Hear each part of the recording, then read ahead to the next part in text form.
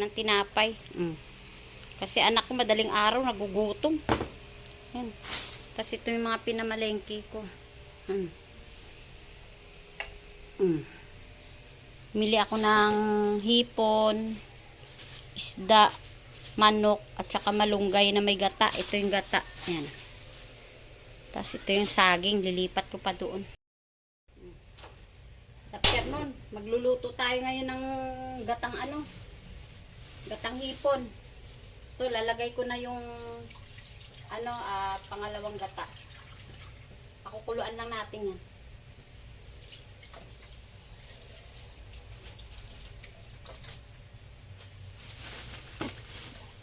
Fresh na gata yung binili ko. Ayan o. Ayan o. Nagpakayod ako talaga. Ayoko ng yung ginagamit na Ayan. Lalagay ko na rin tong luya, bawang, sibuyas. Papakuluan ko lang yung huling gata. Magagata ako ng papaya na mayroong hipon. Ayan. Lagay na natin yung bawang. Lagay ko na lahat. Bawang, sibuyas at saka luya. Pakukuluin ko lang yan. Pag kumulo, lagay ko na tong papaya.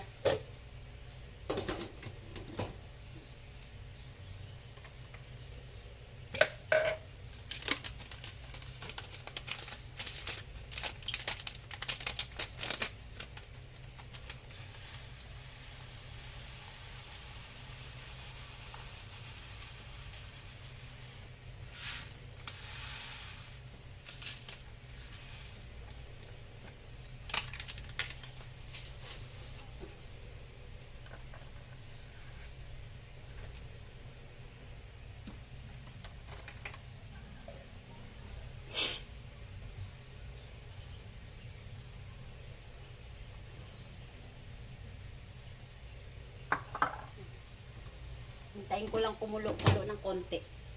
Babalikan ko kayo. Kumulo na. Lalagay na natin yung papaya para lumambot.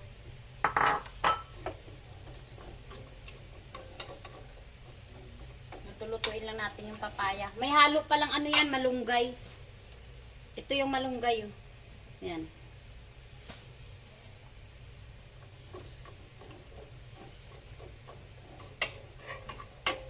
Maglalagay lang ako ng isang kutsaritang asin.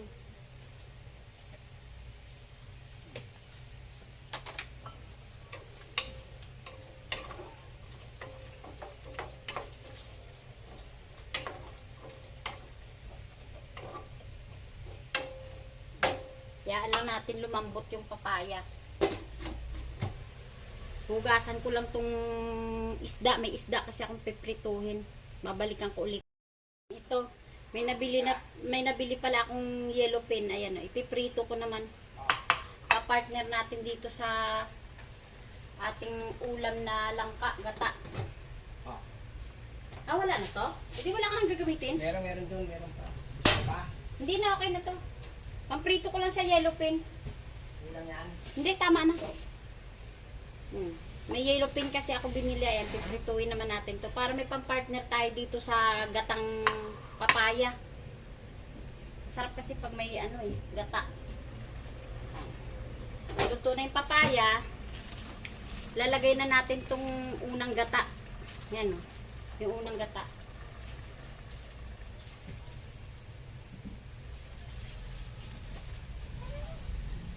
Hayaan lang natin siyang lumapot. Saan natin ilalagay yung ating hipon.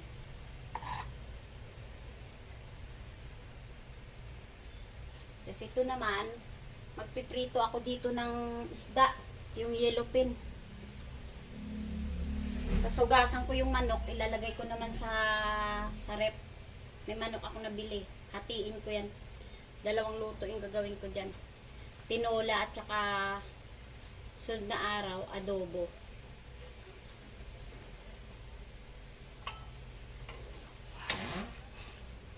Itong isda, ipiprito ko to. Pag hindi naman naubos to, isasarsyado ko yung iba.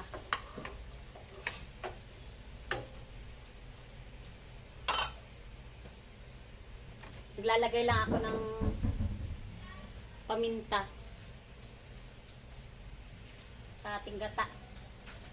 Sarap pag may paminta eh. Tapos maglalagay lang ako ng kunting seasoning.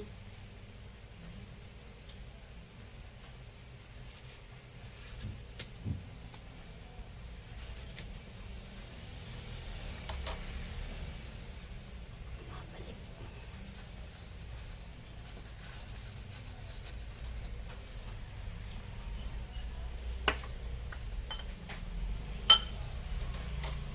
Lalagyan mo pa ba ng mantika yung ano? Yung chili sauce. Yung Chili sauce lagyan mo mantika.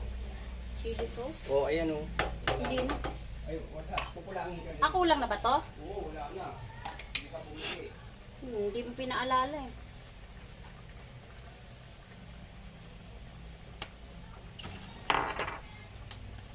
Sobrang mahal ng sili ngayon.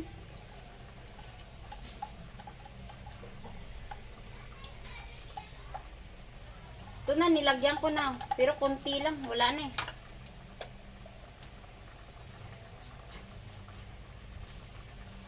Yan ko lang umano yung gata. Yan, maglalagay na ako ng mantika sa kawali.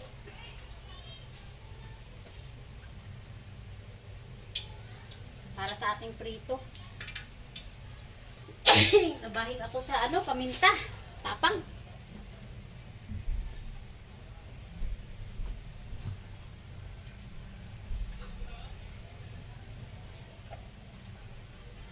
Ah, Dok, ubos na to. Oh. Pasuyo na lang.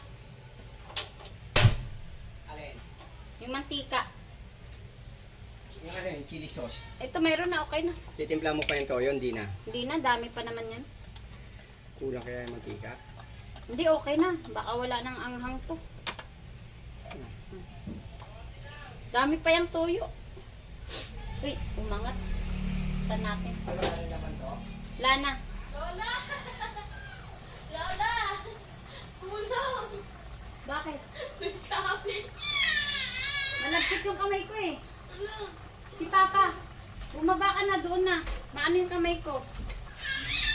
Ayan, bumababa na yung apo ko. Ayan oh. Ayan oh. Yung apo ko. Yan oh. Naghihiyaw-hiyaw na. Ah!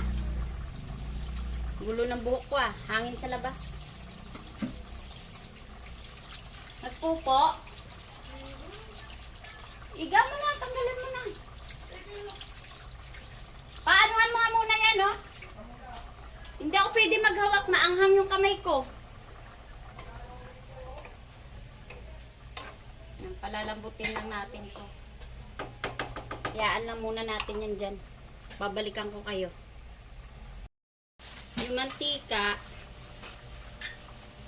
lalagyan natin ng ano yan, ng harina. Yan. Yan. Lagyan natin ng harina para hindi dumikit yung ating isda.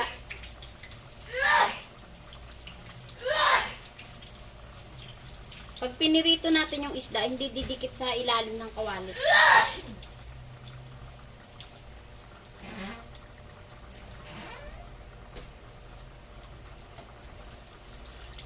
Buksan mo yung ano ilaw para makita mo. Pabuksan mo yung ilaw oh. Ipalit mong diaper muna dyan at yung nipis. Huwag mo makapalit.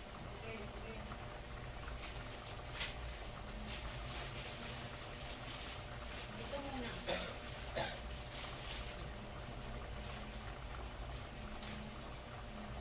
Bakit na? Ipang tulog niya to eh.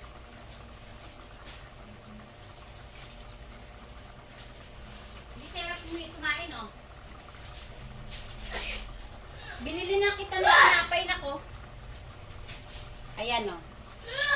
Nilagyan ko na. Ngayon, ipiprito na natin tong isda. Lalagay ko na yung isda. Para hindi lang siya dumikit sa ano ng kawali. Sa ilalim.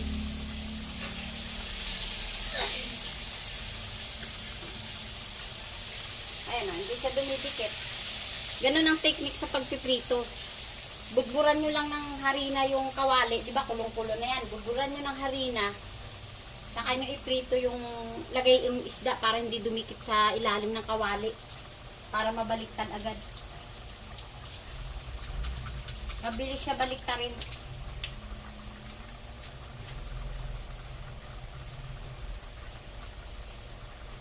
Kailangan kasi para-paraan yan. Ito na yung ating, ating tawag nito, papaya. Pero hindi pa siya luto. Inayaan ko lang umano yung gata. Kulong-kulo. Lagay na natin yung sili. Sarap sana to kung may siling red eh. Kaya pupunta ako sa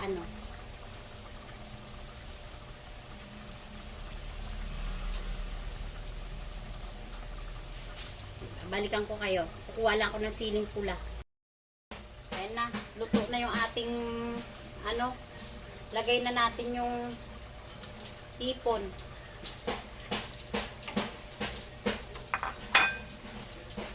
Sa ating gata.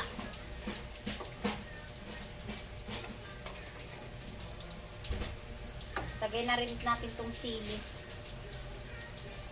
Tapos lagay na natin yung ating malunggay.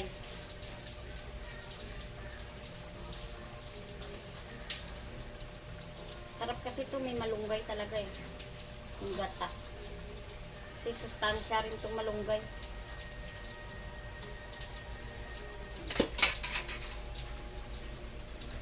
Ayan, bubuksan ko na yan, mamaya na. Haluin natin. Nagluluto pa ako, di ba? Oo. Pwede ko lang. So may ikaw magluto dito, ako magbukas.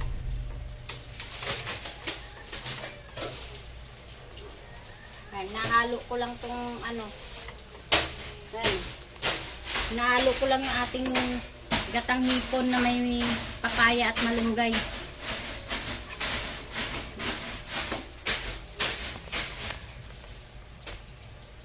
Yung asawa ko nagluluto pa lang ako kung magbukas na daw kami ng kapihan.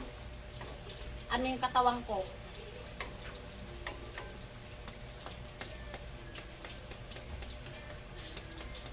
Manghina ang kalaban, isa-isa lang.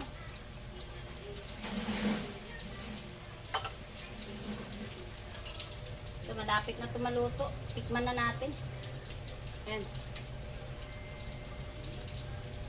Okay na. Takpan lang natin ng konti. Para maluto-luto pa yung pinaka